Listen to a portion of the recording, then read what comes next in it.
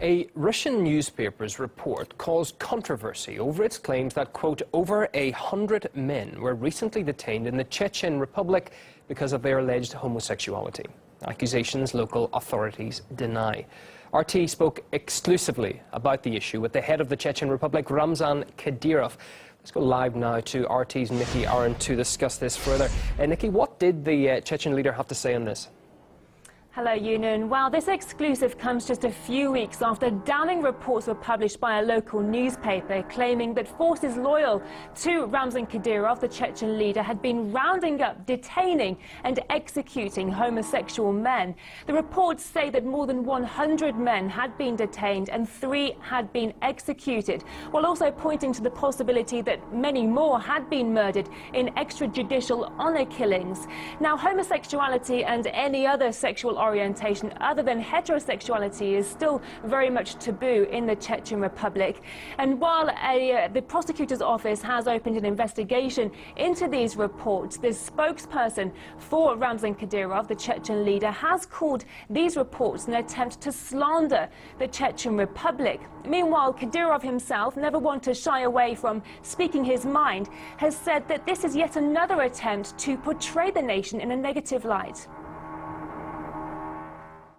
The whole world has united against our country, against the nation. They seek every opportunity to counter Putin. The name Kadyrov is heard everywhere, but nothing is said about those who are corrupt. There is no evidence of any crime that they accuse me of. Every day they write articles on nonsense, not backed by anything. Every time it's something new. The national and local press discuss it, and I'm saying, prove it. If you don't have proof, then I'm not guilty. Now, also in this exclusive interview with RT, Kadyrov spoke candidly about his views on the situation in Syria. The situation in Syria is complicated. There were 4 to 5 million people living in Aleppo. Families have fled the state. They're in a very difficult situation. And Western powers bomb government forces, breaching all international laws, and then accuse Russia. The West doesn't pay attention to the lives of people, the nation. There are many disabled children, orphans. We help them with everything we can. I'm calling for Arab countries to help. But if you think that Assad is to blame, why are you punishing the people? It's engulfed with humanitarian catastrophe. We have to help them. We are Muslims. But the West, Europe, they don't want to aid anyone. Their main aim is to use all their resources against Russia. They want to see us on our knees in front of them. Now, the Chechen leader also touched upon the alleged chemical weapons attack in Idlib province at the beginning of the month, and he called on the Western countries who'd been accusing the Syrian President Bashar al-Assad of conducting that alleged chemical strike to make their evidence known. RT's Nikki Aaron bringing us right up to date on that exclusive interview with Ramzan Kadyrov to RT. Thank you. Continental football champions from around the globe will meet for the first time in Russia at this year's Confederations Cup. FIFA will open its main ticket centre in Moscow today with a presentation of the ticket's design and the trophy for the tournament's winning nation. Our very own Kate Partridge has been tracking it all. Welcome to the Открытие Stadium in the west of central Moscow on a very windy, very cold but very clear day.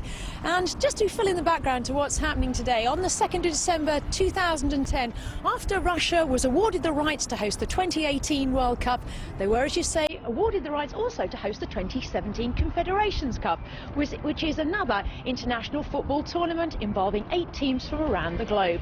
These will involve not only host Russia but also world champions Germany and also European champions Portugal. And the tournament will be hosted in 4 of the cities which will also host the World Cup, including here in Moscow, also in St. Petersburg and in Kazan and Sochi. And Russia will literally get the ball rolling on the 17th of June up in St. Petersburg against New Zealand before returning here to Moscow to play Portugal on the 21st of June here at the Открытие. And as we heard, yes, tickets are now on sale direct to the public for the Confederations Cup after being online sales for quite a while. And we're going to be going along later to one of the outlets to see just how the sales are doing, and also, fingers crossed as well, to be able to get a sneak peek of what the trophy itself will look like. And in the meantime, let's also take another look at what those 4 venues are going to be like here in Russia, hosting the 2017 Confederations Cup.